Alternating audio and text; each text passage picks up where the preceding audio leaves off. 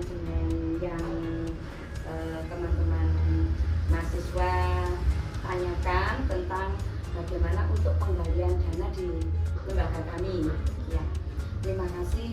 Mungkin ini pertama memang kalau zaman dulu itu tidak ada peran serta dari pemerintah. Dari mana? Ya, ini tadi saya sempat membuka istilahnya rencana pengembangan sekolah. Saya punya bukunya. Jadi waktu itu kami mempunyai beberapa kas yang istilahnya pertama kita kumpulkan. Awalnya memang di sini ini sudah 30 tahun gedungnya. Kalau berdirinya tahun 12 Desember 1960. Terus ternyata setelah kami mengumpulkan tokoh-tokoh masyarakat dan kami sampaikan keluh kesah kami, itu ternyata beliau-beliaunya itu mempunyai ide untuk sekolah ini ditingkat saja. Karena memang ke utara sudah tidak bisa, ke belakang juga tidak bisa karena keterbatasan lahan yang di belakang juga tidak bisa ditembus untuk pengembangan perluasan itu. Akhirnya dengan konstruksi tingkat. Kemudian kami mencoba untuk mengajukan ke dana hibah ke Jawa Timur, ke provinsi ya. Dan alhamdulillah tembus ya. Bisa istilahnya ada rezeki realisasi untuk membangun cukup untuk 2 lokal yang di atas. Dan bertambahnya tambah tahun ada lagi yang membantu akhirnya sampai selesai. Itu.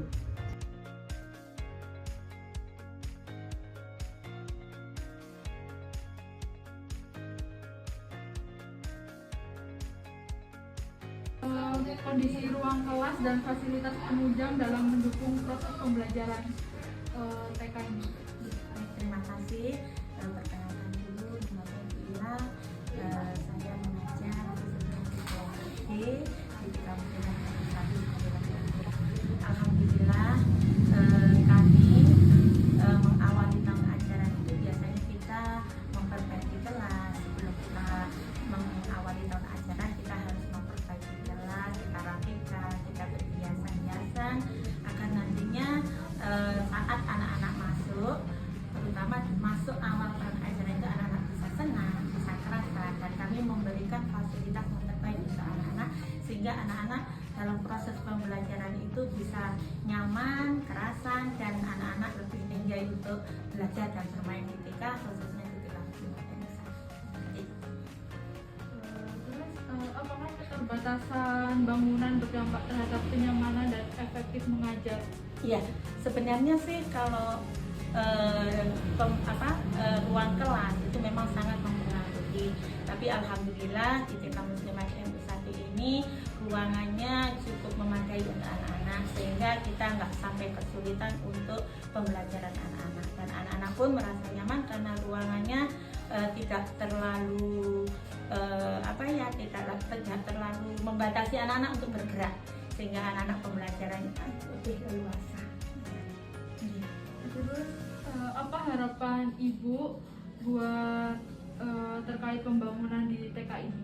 Ya, kalau harapan kami sih ya, karena alhamdulillah semakin tahun anak-anak juga kepercayaan masyarakat khususnya untuk menyekolahkan anak-anak mereka di TK Muslimat ini, saya lihat itu juga semakin percaya gitu, sehingga tiap tahun itu saya lihat perkembangan di TK ini anak-anak yang semakin banyak. Dan kami berharap juga mungkin dari pemerintah juga memperhatikan lembaga-lembaga yang khususnya swasta, karena di lembaga swasta ini adalah yang diutamakan itu kemandirian ya, terutama juga gedungnya, fasilitasnya itu lebih banyak mandiri dari lingkungan masyarakat yang ada di sekitar lembaga ini.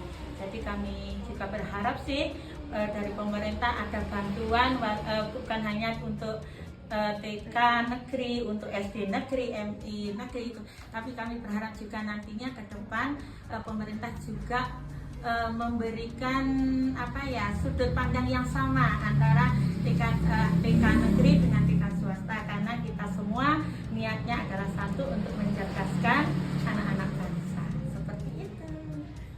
Apa saja sih bentuk dukungan yang dibutuhkan ibu guru dari pihak sekolah atau pemerintahan? Alhamdulillah ini yang yang dari pemerintahan untuk mendukung proses pembelajaran ini, salah satunya mungkin ada bantuan itu ya, ada bantuan BUP, sehingga kita nggak terlalu untuk biaya pembelajaran anak-anak itu ada bantuan lah ya, sehingga kita tidak terlalu minta biaya terlalu banyak ke wali murid, karena kebutuhan anak-anak khususnya di tingkat PAUD, tingkat TK ini masalah biaya itu kayaknya lebih banyak daripada kebutuhan di SD, sehingga contohnya ada kegiatan makan bersama, itu kita ada bantuan dari pemerintah berupa BUP, sehingga kita tidak lagi minta kepada wali murid, karena anak-anak di samping untuk pembelajaran, anak-anak juga butuh gizi ya, butuh gizi untuk meningkatkan kecerdasan anak-anak. Baik Ibu, terima kasih. Sami-sami. Mohon maaf kalau mengganggu. Sami-sami. Terima kasih ya Ibu. Semoga tugasnya lancar, Amin. sukses sampai titik akhir. Amin. Terima kasih Ibu. Sami-sami. Untuk BUP itu diambil dari data, jadi terutama siswa sekolah tersebut kan wajib punya MTSN, itu yang pertama. Yang kedua, siswa tersebut sudah masuk Kapodi. Yang ketiga, siswa tersebut tidak ada namanya ICD atau invalid datanya. Contoh, dia punya RSN-nya berada dengan orang lain, jikanya lengkap, tapi tidak bisa direkrut dalam nominasi aku.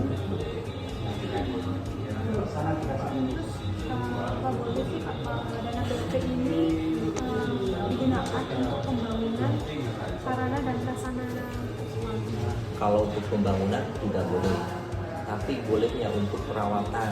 Contoh perawatan untuk pengecatan, ganti kusen, ganti kaca yang besar, pengecatan kayak alat-alat mainan, misalkan di TK berarti kan alat APE, tapi boleh juga ya dibelanjakan untuk beli alat permainan. Contoh misalnya ayunan, boleh, tapi tidak boleh untuk membangun atau bangunan.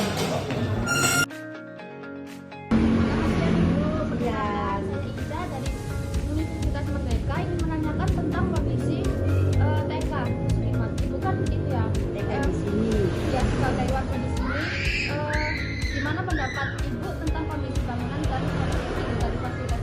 Bangunannya kurang bagus dan fasilitasnya perlu ditambahi, kayak tanaman, permainan perlu ditambahi. Terus harapan Ibu untuk TK Muslimat 1 ini apa? Untuk Muslimat 1 ini itu saran prasarananya harus bagus, bisa maju lagi, biar banyak yang sekolah lagi. Terima kasih Ibu untuk wawancaranya. Ya, terima kasih.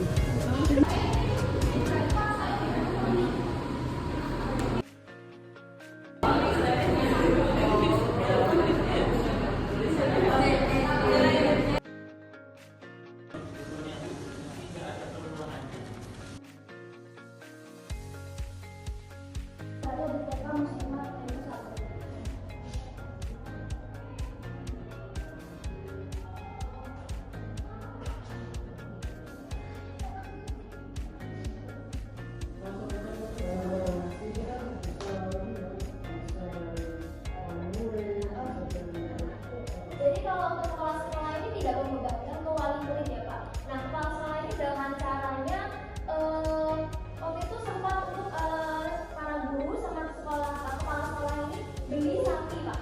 Sapi jawab